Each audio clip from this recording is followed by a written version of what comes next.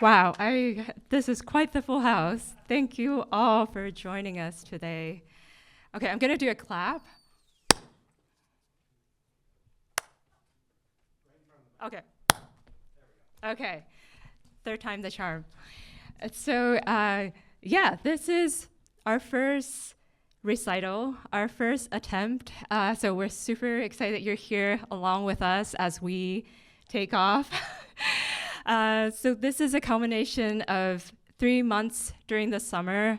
We had so much fun. We had a weekly co-design sessions with 3 amazing musicians. And the idea is we wanted to think about where can we take generative AI in the creative space? And we felt like the improvisation setting, the live setting, is where we can feel the most and explore the most human AI resonance. So that's where we went. And it was every week we ate pizza, we jammed, we hacked, we laughed, and then we did this again. And we did this again for the whole summer. So what you're gonna see is 3 musicians working with 3 very different AI systems. They picked them because it would help them explore something creatively they wanted to attempt before that they felt wasn't possible with the current tools they had.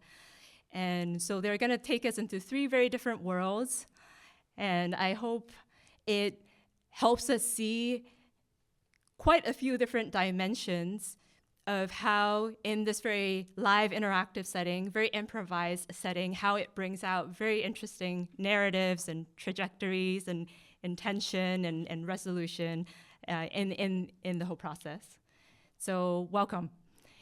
And there's a small research component to this, as we would love your feedback. So my PhD student, Stephen, who has been phenomenal organizing this whole summer of exploration. I'll hand it off to him. So a few notes as we get started. Number 1, please do not touch the gamelons. They're very precious to us. I have refrained from touching them, and I think you guys can do that too. Before I get started with the research component, I want to thank Anna, who has done nothing this summer but endlessly advocate for all of us. So please, a round of applause for Anna. Thank you. Okay. First things first, for those of you who have not, we have a survey. So if you haven't opened this link, please try now. I'll give you about 30 seconds to do so. There's a demographic portion, but leave that for after the first piece. So after every single piece, we're going to have you fill out just a brief, short answer asking you about any sort of parts of the performance that you found to be compelling or challenging. We're just curious to get to know your thoughts on that. But yes, once we get started, you can put your phones away and you can fill all that stuff out later, and you'll eventually arrive at the right part of the survey. And if you have any questions, you can ask me. Well, wait a minute.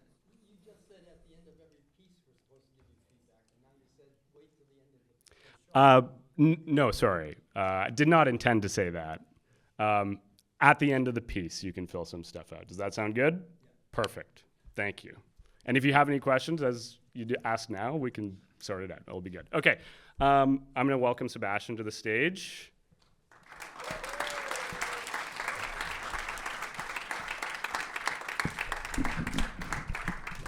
Hi, so I'm Sebastian, and I'll be playing the first piece tonight.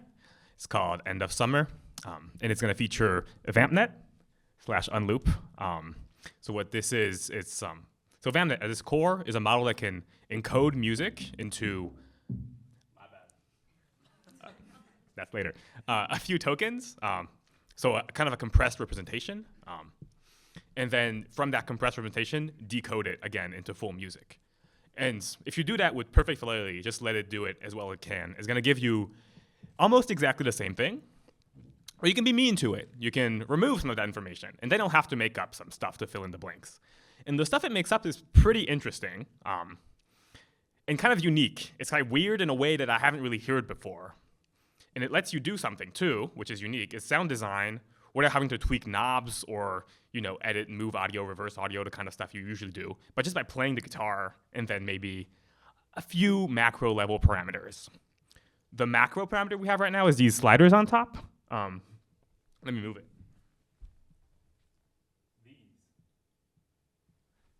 So the more purple you see, the weirder it's gonna get. And when it's all the way up, it's really weird. We're gonna get there. So there's 3 loopers here.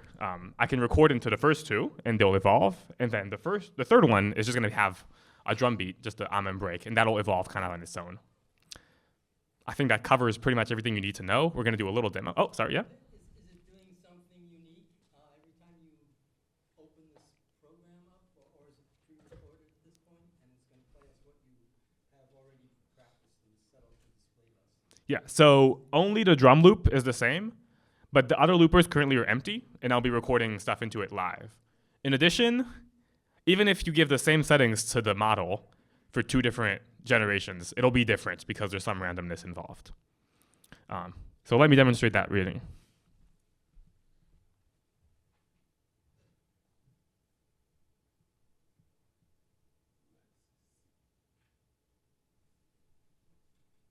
Sounds about right. Yes.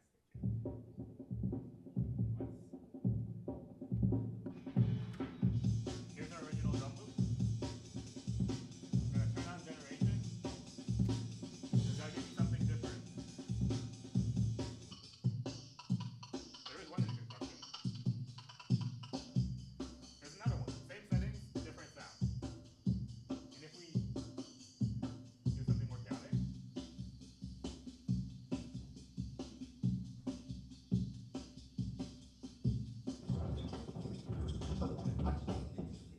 It can get weird.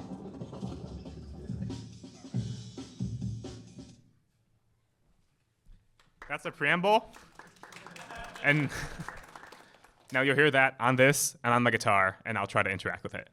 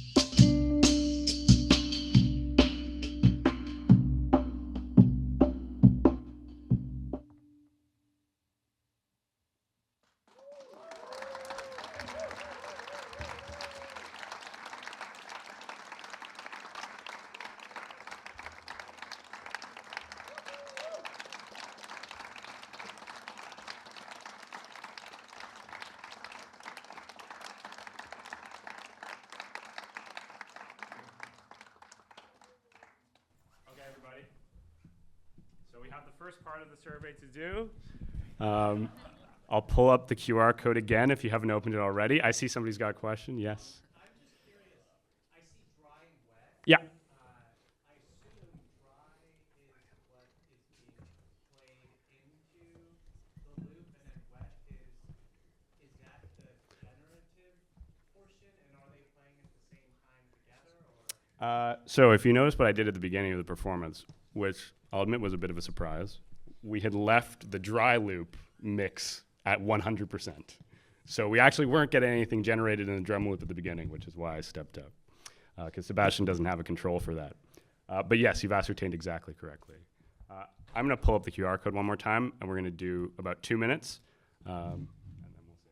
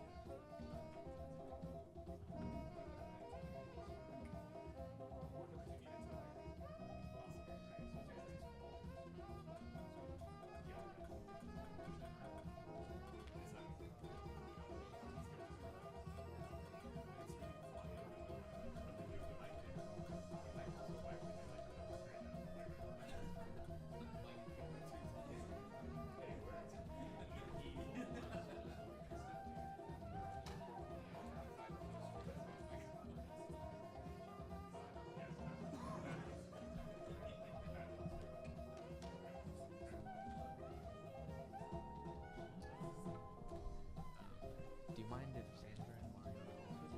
Yeah, sure, for sure. Whoever wants to talk to Hey, do you want to talk about like what Somax is, and then Mariano can talk about what and then I'll talk last about the composer. Okay, cool.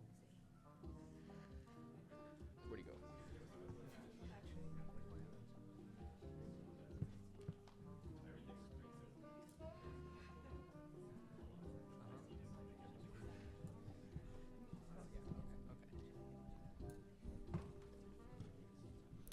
Okay, everybody. So, how did we do on the survey?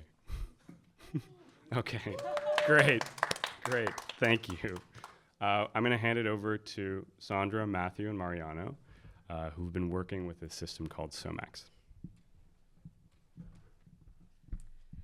Hi everyone. Oh, Steven's tall. Yes. So 6x4. So our piece is called 6x4, and it's a structured improvisation piece. So it is consisting of our saxophonist and composer Matthew Mashalik, the Somax, the Max Patch guided by Somax, and me, the computer musician, who's kind of twiddled all these parameters to play with Matthew. So to give some background, Somax 2 is this improvisational and compositional framework that is corpus driven and generates music based on musician input. So there are two types of roles in Somax. There's the influencer and then there's the players. So each player have these little corpus, and then how they generate music is they slice up the corpuses, and then they compare by these pattern matching parameters with the musician input or whoever their influences are, and then they find the most appropriate slice, and then they generate music based on that. So the really cool thing about Somax is that these influences that the players take can be anything. It could be an external source. It could be other players. So this piece is kind of like this is what we found to be really cool, and it's what we want to showcase in this piece. And so what you're looking at here is the max patch that we're doing, and it's driven by Somax. And on the right is the visualization made by Mariano. So I'm gonna do a little quick demo, and then Matthew, if you could help me do that, that would be awesome. So we have continuous players. They're just the skeleton of the piece that has chord arpeggios and bass lines mostly, and then we have these reactive players who listen to Matthew and react to Matthew, and most of the time I'll be playing with these parameters to kind of add textures and dynamics and things like that. So I'm gonna start by showing you the continuous player. So as you can see, I'm only starting by one column right now. So the top two are the continuous players. They kind of just play by themselves. They are Somax players, but again, there are parameters that we can tweak to get them to behave a certain way. And then the bottom two are the reactive players. And Matthew, if you could just play anything. Hold on 1 second.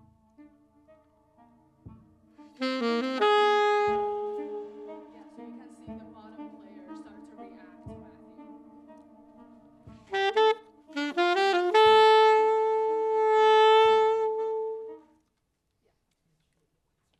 Yeah. So in the visualization, you have these 4x6 nodes, and then how they work is that each column represents a stage in the piece, and then we kind of progress through time. So the middle white circle is Matthew, and then the other 24 squares are the players that we set up. And Matthew, do you want to talk about, from a composer's perspective and saxophonist's perspective, what this piece means to you? Yeah, sure. Hi, I'm Matthew Mahalik. I'm a saxophone player here at MIT. I'm currently getting my PhD in metallurgy, but yeah, shout out, yeah. Shout out metals, God. I wish the metallurgy people could be here. This piece is titled 6x4 because there are, 6 columns and 4 rows, and we thought that was a very reasonable title for the piece.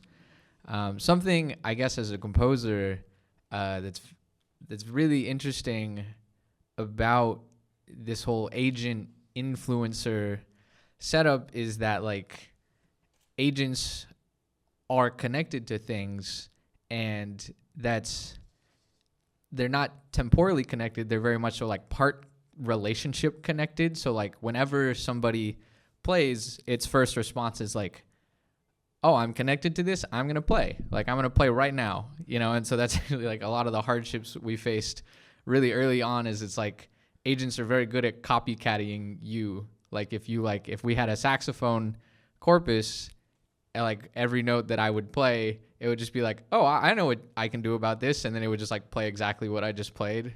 And it doesn't really lend itself to musical structure in a traditional sense. And so it's actually been really fun to design a graph structure that sort of puts part relationships in a way that a single person and another computer musician can find manageable, and also a way that can build structure. Because it's not when you're in a band, you're one part, but you're allowed to play different things at different times, right? There's an A section and there's a B section, But when you're an agent, you don't have that sense of like structure that like, oh, I know we're in the B section, I'm going to play the B section part. They don't have knowledge of that. And so you have to design part structure relations that sort of keep yourself in check. A lot of the hardships that we had, especially with like designing like really melodic agents, is that they would just like, it's random, right? There's a sense of randomness. And so they would like be like, I'm going to play this right now. And then like, you know, the traditional music part of us is like, you're not in the right spot, like you're lost. But like, it's an AI, it doesn't know anything about that. But so like, you know, that was a really interesting aspect of this. Actually, while we're all still here, could I get a round of applause for Sandra and Mariano? I am not a CS person by any means, and Sandra and Mariano have been super duper helpful in like really, because I just say stuff, you know, I'm like, what if it was like this? And then Sandra actually can take the time to actually make that happen in like a, you know, a CS sense. So we hope you like it. It's called 6-4. It has what aspects of like science fiction, and we took some speech from my favorite book, Neuromancer, and his comic book called Blame. So yeah, we hope you like it.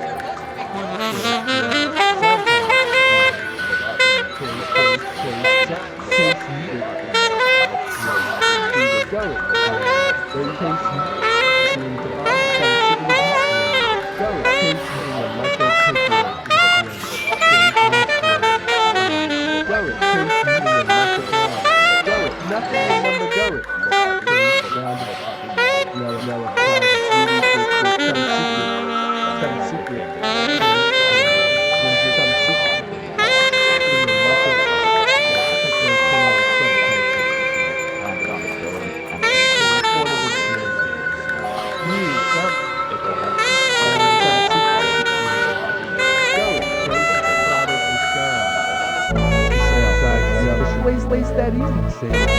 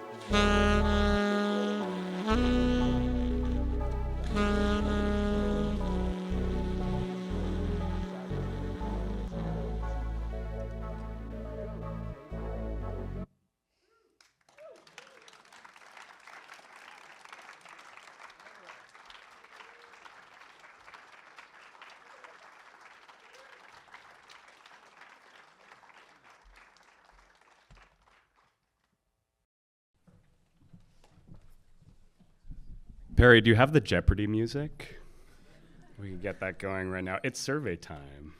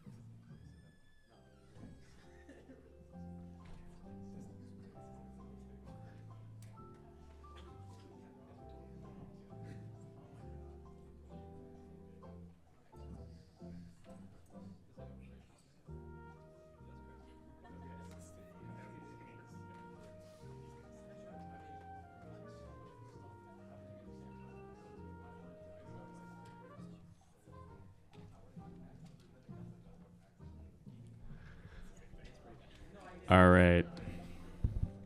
Oh, we got a question over here. Yeah, what's up?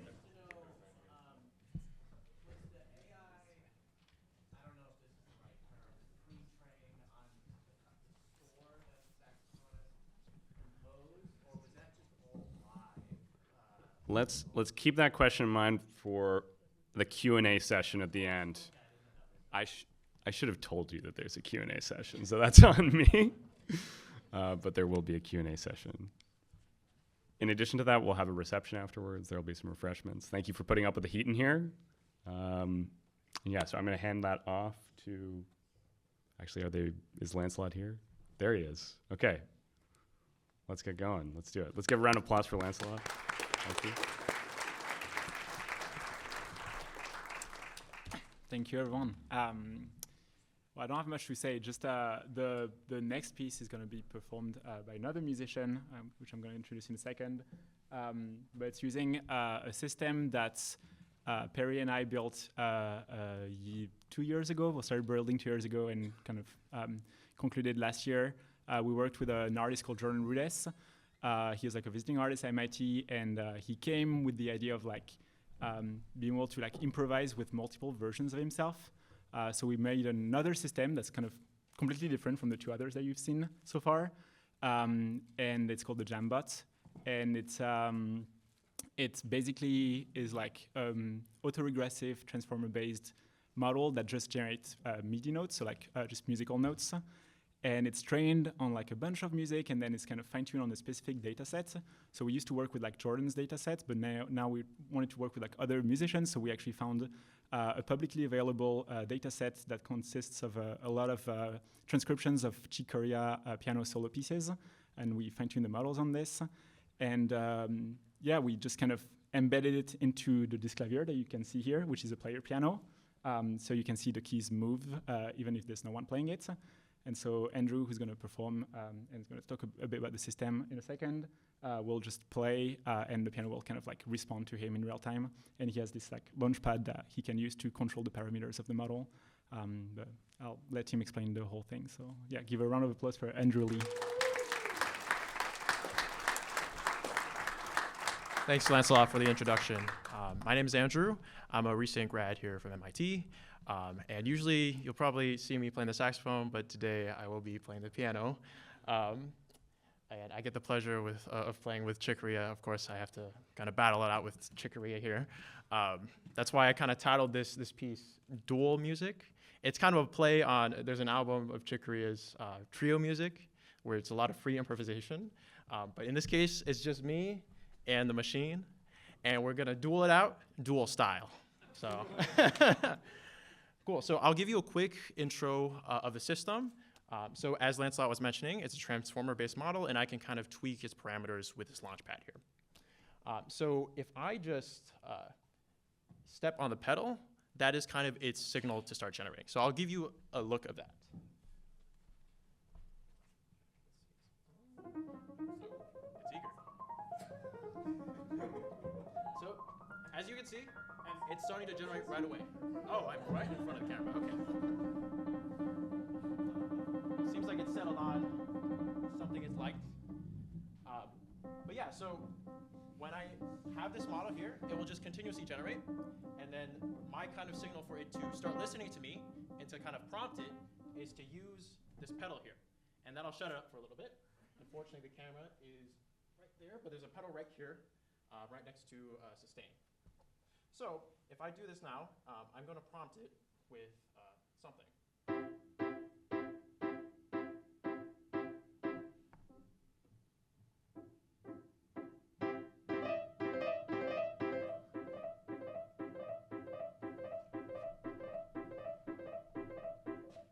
So one of the parameters, two of the parameters actually that I've been using are like time between notes and durations of notes. And I found that certain settings get it to kind of reproduce what you played with high probability.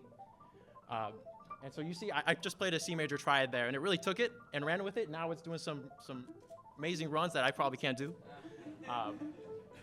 But you'll also notice, it might not be super obvious, but I've selected here on the launchpad this kind of first preset up top. And that's kind of a mask for its generation. So it's only going to generate on this top part of the piano. You'll see it's kind of stuck at this middle C here. It can't generate anything below it. So I can switch between these three presets. So this is more bass, actually, and I need to kind of reprompt it for it to. So now it's playing on the bottom part of the piano. I didn't really prompt it with anything, so it's kind of gone off the rails, something of its own.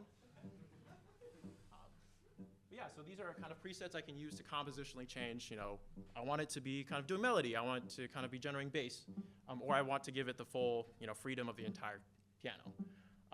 I think we found that just because the data set is so heavily skewed towards the middle of the keyboard, that sometimes if you restrain it to the bottom part of the keyboard, it doesn't generate stuff that's super interesting. But I'll play around with it. And as I mentioned, these two buttons, these two rows right here, let me change this top one, I believe, is the duration between notes that it generates. So if I set it really high, actually probably not that high, it kind of goes to a tempo, right? Because it's constrained with kind of a floor of you need to generate at least this long between notes. So I found that it can be useful for kind of guiding it towards a tempo, because when it's trained on this data, right, it has no idea of tempo, right? We're not encoding that in the information. And so I'm kind of forcing it to get something that I can work with. And then the second row is kind of no duration. You can see this is pretty high right now, so it actually means the duration is pretty short. That's a UX issue. We got to work on that.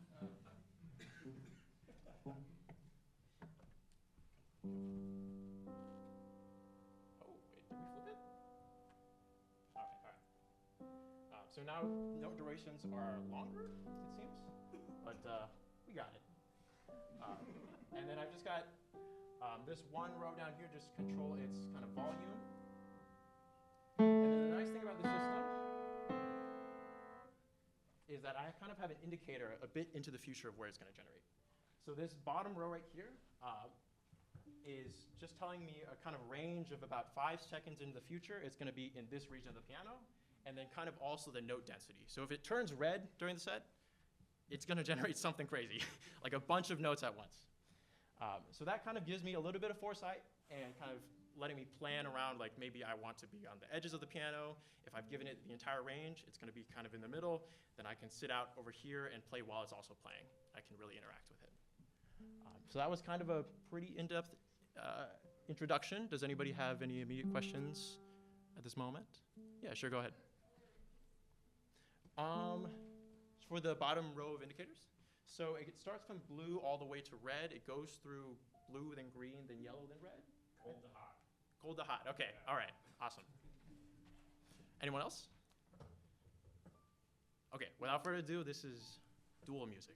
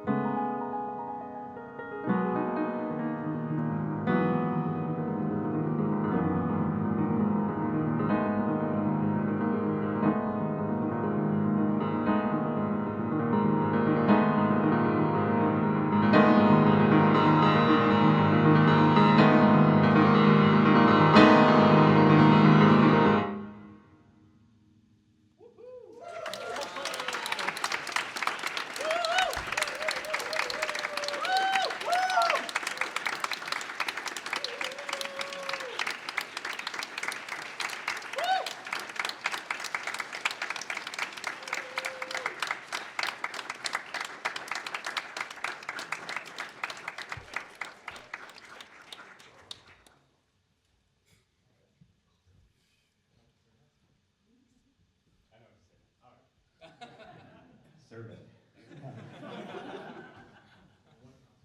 And Jeopardy music as well. Thank you. So it'll be another 2 minutes, and then we'll have a small treat for you guys afterwards as well.